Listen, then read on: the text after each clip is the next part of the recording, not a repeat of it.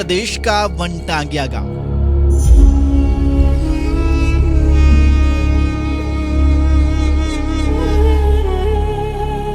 एक ऐसा गांव जो ब्रिटिश काल से ही उपेक्षा और संघर्ष की कहानी कहता रहा है। घने जंगलों के बीच बसे इन लोगों को सदियों से बुनियादी सुविधाओं की आस में जीना पड़ा।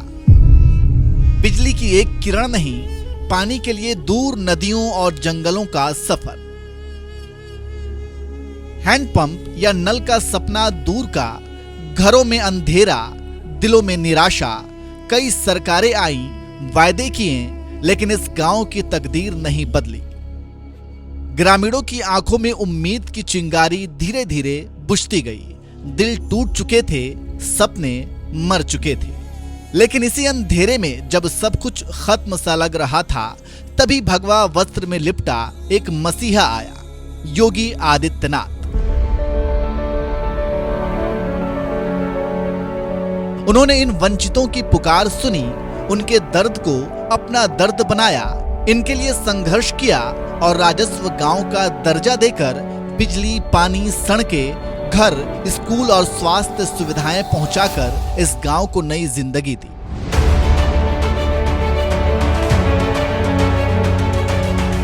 आज वनटांगिया गांव विकास की मिसाल बन चुका है, जहां हर घर में रोशनी है, हर जगह स्वच्छ पानी है और हर दिल में नई उम्मीद है। लेकिन यहाँ तक पहुँच पाना बोलने जितना आसान नहीं था।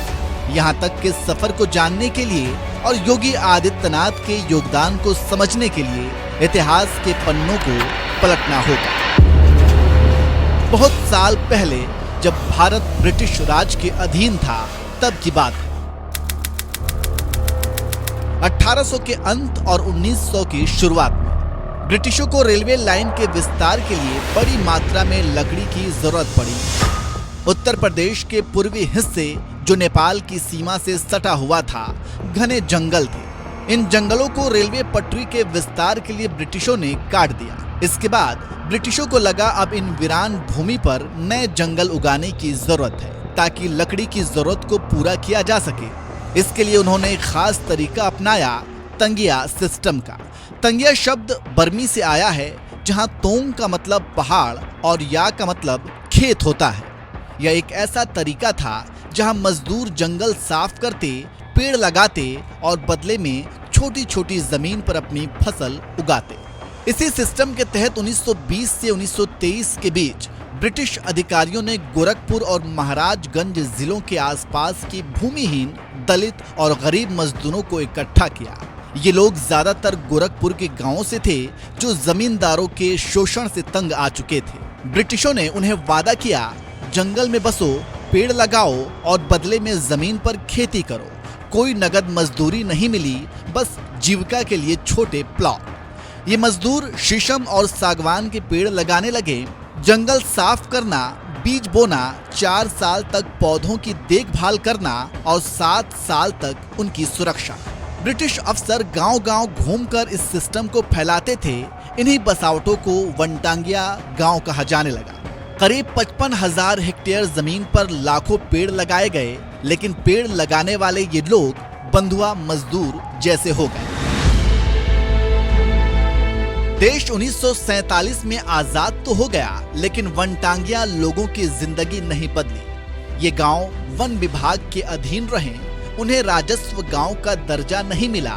इसका मतलब था कि सरकारी योजनाएं जैसे सड़क, बिजली, पानी, शिक्षा और स्वास्थ्य जैसी बुनियादी सुविधाओं से इन्हें अलग रखा गया। न स्कूल, न अस्पताल, न राशन कार्ड, न वोट देने का अधिकार। मतलब वे आजाद भारत में सांस तो ले रहे थे, लेकिन हर बुनियादी सुविधाओं के लिए गुलामों की तरह उन्हें भीख मांगनी पड़ती थी। लेकिन वनटांगिया समाज के लोग हार नहीं माने। वे लगातार संघर्ष करते रहे और आखिरकार वो बदलाव का दिन आ ही गया, जब इन्हें उम्मीद की किरण दिखी।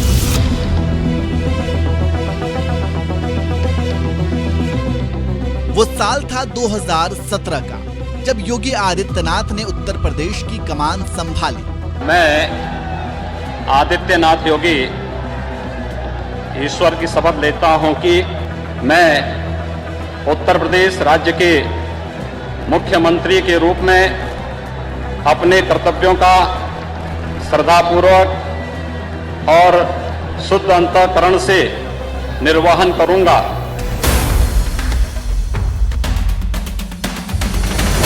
योगी के मुख्यमंत्री बनते ही उन्होंने इन गांवों पर ध्यान दिया। 5 गांव जंगल तिकोनिया, खाले टोला, आमबाग, राजाही, चिलबिलवा को राजस्व गांव का दर्जा मिला। 2022 में महाराजगंज में 42 बसावटे राजस्व गांव बनी। 2023 में गोंडा के रामगढ़ में 75 साल बाद बिजली आई। शाम को जंगली जानवरों का डर खत्म हुआ। जल जीवन मिशन और हर घर नल जैसी सुविधाओं की शुरुआत हुई। अभी हाल ही में गोरखपुर का जंगल तिकोनिया नंबर 3 यूपी का पहला जल अर्पण गांव बना। यह जल जीवन मिशन की बड़ी उपलब्धि है, जहां पानी संरक्षण की जिम्मेदारी गांव पंचायत पर ही है। ग्रामीण अब पानी के वितरण, संरक्षण, रखरखाव और सस्टेनेबिलिटी अब खुद संभालेंगे। वैसे तो इस गांव में बुनियादी दिक्कतें बहुत थी। इनमें से एक पानी की किल्लत भी थी, जो ग्रामीणों की दिनचर्या को अस्त व्यस्त कर रहा था। योगी आदित्यनाथ ने इसी दिशा में बड़ा कदम उठाया और पहले ही फुर्सत में गोरखपुर का जंगल तिकोनिया नंबर 3 को यूपी का पहला जल अर्पण गांव बना दिया। चलिए अब आपको थोड़ा विस्तार से बताते हैं कि गोरखपुर के वनटांगिया गांव में जल संरक्षण और वितरण की कैसी व्यवस्था है। ये तस्वीर जो आप देख रहे हैं, ये गोरखपुर के वनटांगिया गांव की तस्वीर है और इस गांव में पानी सप्लाई की सारी मशीनरी यहां लगाई गई है। एनएमएफ न्यूज के साथ बातचीत में यहां कार्यरत एग्जीक्यूटिव इंजीनियर अखिल आनंद ने बताया कि साल 2022 में गांव में पानी की टंकी का प्रस्ताव रखा गया था, जिसे बहुत जल्द ही पूरा कर लिया गया। इसमें जिला अधिकारी विजय किरण आनंद साहब 2022 में यहाँ पर मीटिंग किए थे, जिसमें गांव का प्रस्ताव रखा गया था कि यहाँ पर एक पानी की टंकी का निर्माण कराया जाए। उन्होंने ये उस समय राजस्व गांव का मतलब दर्जा प्राप्त कराने के लिए रिटर्न में दिया था हमारे कार्यालय को, जिसके आधार पे हम लोगों ने ये प्रस्ताव पेश करके इसको निर्माण कार्य का एस्टीमेट बनवाया।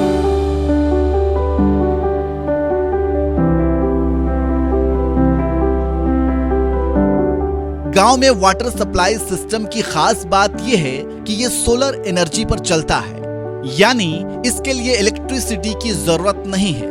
सोलर पैनल की एनर्जी से प्रेशर बनता है, जिसके माध्यम से पानी को टंकी तक पहुंचाया जाता है और टंकी से ही पूरे गांव में पाइपलाइन के माध्यम से पानी की सप्लाई की जाती है। इसका सबसे पहले जो स्टार्टिंग फेज है, ट्यूबवेल से शुरुआत होता है। बोरिंग होती है, बोरिंग से एक पाइप कनेक्ट होकर ओवरहेड टैंक में जाती है। बोरिंग ये 450 फीट गहरा पानी से लिया जाता है, जो कि यहाँ का स्टेटा मतलब अच्छा है। पानी जब पीने योग्य हो जाता है तो हम लोग उसको चेक करने के बाद ओवरहेड टैंक में राइजिंग मेन के थ्रू इसको फिल करते हैं, जिसमें एक सबमर्सिबल पंप रहता है, जिससे कि ये 12 मीटर स्टेजिंग है इसका, और ये 175 KL का टैंक है जिसमें फिल करता है। उसके बाद से एक हेड मिल जाता है 12 मीटर का हेड, जिससे कि पूरे गांव में पानी ग्रेविटी के थ्रू सप्लाई किया जाता है।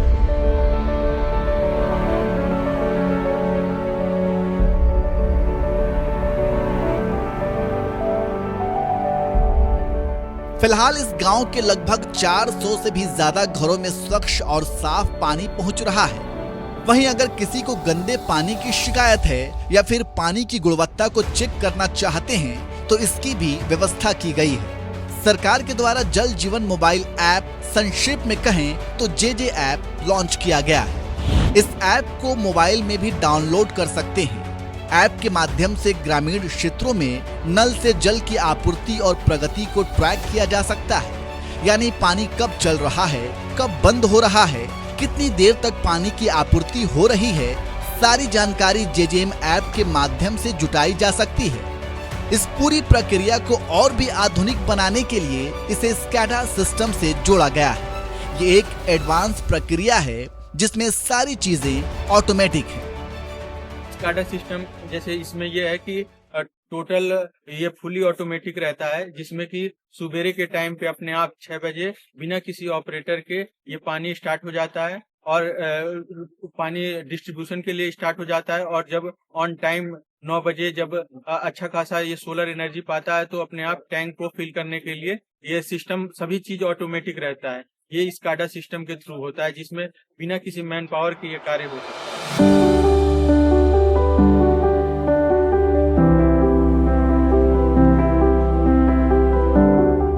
स्कैडा सिस्टम एक कंप्यूटर आधारित औद्योगिक नियंत्रण प्रणाली है जो बड़े पैमाने पर प्रक्रियाओं की रियल टाइम मॉनिटरिंग, डेटा संग्रह और रिमोट कंट्रोल के तौर पर इस्तेमाल किया जाता है। ये लंबी दूरी से भी डेटा इकट्ठा करता है, उसे प्रोसेस करता है, अलार्म जनरेट करता है और ऑपरेटर को ग्राफिकल इंटरफेस पर दिखाता है। ये पानी का स्तर, फ्लो, क्वालिटी, पंप ऑपरेशन को ट्रैक करता है। जल जीवन मिशन को आधुनिक बनाने के लिए स्कैडा सिस्टम का व्यापक इस्तेमाल हो रहा है। इससे पानी की बर्बादी कम होती है, पानी की गुणवत्ता और लीकेज का पता चलता है, इसे दूर से ही कंट्रोल किया जा सकता है। ये सब कुछ संभव हुआ है केवल और केवल मुख्यमंत्री योगी आदित्यनाथ के अटूट दृढ़ संकल्प, दूरदर्शी नेतृत्व और वंचितों के प्रति गहन संवेदना के कारण। वनटांगिया गांव जो दशकों से उपेक्षा के अंधेरे में डूबे हुए थे, जहां लोगों को समाज की मुख्य धारा से काटकर हाशिए पर धकेल दिया गया था, जहां बुनियादी सुविधाओं का नामो निशान तक नहीं था, आज वही गांव योगी जी के शासन में विकास की चमकदार मिसाल बन चुके हैं। कल तक जहां अंधेरा छाया रहता था, वहां आज बिजली की रोशनी जगमगा रही है। जहां सड़कें नहीं थी, वहां पक्की सड़कें बिछी हुई हैं। जहां पानी की एक बूंद के लिए ग्रामीणों को तरसना पड़ता था, वहां नल जल की योजनाएं पहुंच चुकी हैं। इसलिए योगी आदित्यनाथ के लिए कहा जाता है कि उनका काम बोलता है। वैसे आप योगी आदित्यनाथ के कामों को लेकर क्या कहेंगे? कमेंट करके जरूर बताएं।